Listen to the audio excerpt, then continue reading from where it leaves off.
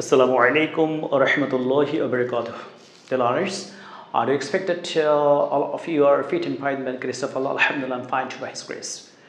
প্রিয় শিক্ষার্থীবৃন্দ, আমি আশা রাখি আপনারা মহান আল্লাহর অশেষ মেহেরবানিতে সুস্থ আছেন, ভালো আছেন। আলহামদুলিল্লাহ, আমি ভালো আছি। Dear learners, you know that we have been learning the rules of compounding sentences. আমরা compounding sentences নিয়ম শিখছি, আমরা অসংখ্য নিয়ম শিখেছি। আজকে আমরা সিম্পল কমপ্লেক্স কম্পাউন্ড করতে যে রুলসগুলো আলোচনা করা হয় কম্পাউন্ডিংয়ের ক্ষেত্রে, আমরা সেগুলো নিয়ে আজকে আলোচনা করব। আপনারা অবশ্যই নিয়মগুলো সুন্দর করে লিখে রাখবেন এবং এগুলো দিয়ে আমরা প্র্যাকটিস করবো ইনশাআল্লাহ। আজকে আমরা too plus adjective plus to plus verb one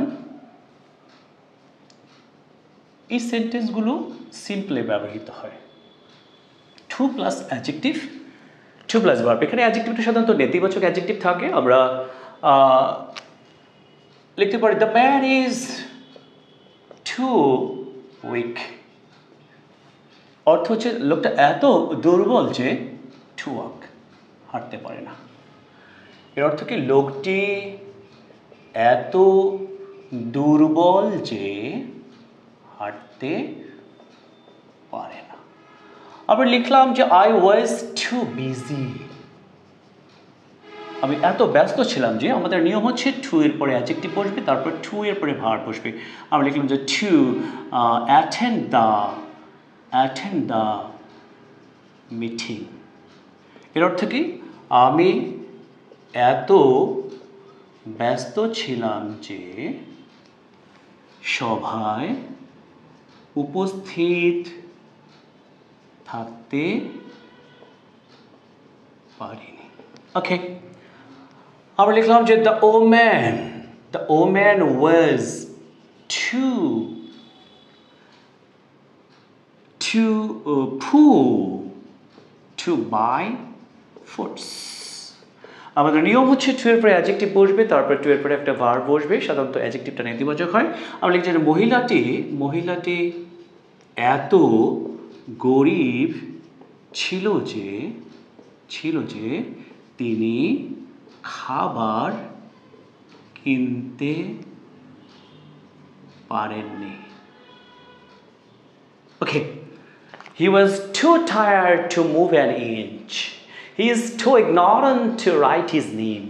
সে এত মূর্খ যে তার নাম লিখতে পারে না। আমরা টু এর পরে অ্যাডজেক্টিভ দিব এবং নিয়ম হচ্ছে টু এর পরে একটা আমরা ভার্ব দেব।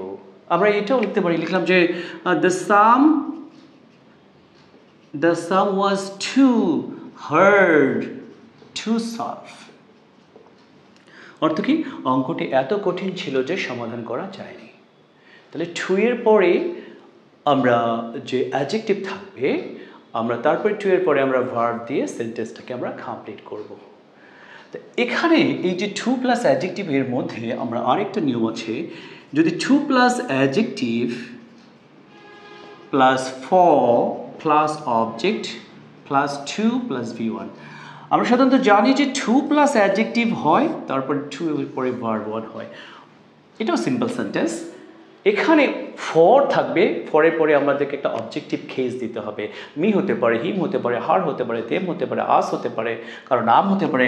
আমরা লিখলাম যে the problem was too difficult for. আমরা লিখলাম যে for me, for him, for her to solve. অর্থ কি সমস্যাটা আমাদের জন্য সমাধান করা বা তার জন্য সমাধান করা বা আমার জন্য সমাধান করা কঠিন ছিল। আমরা লিখলাম the story or the poem was or the poem is too hard for me or her or us to memorise.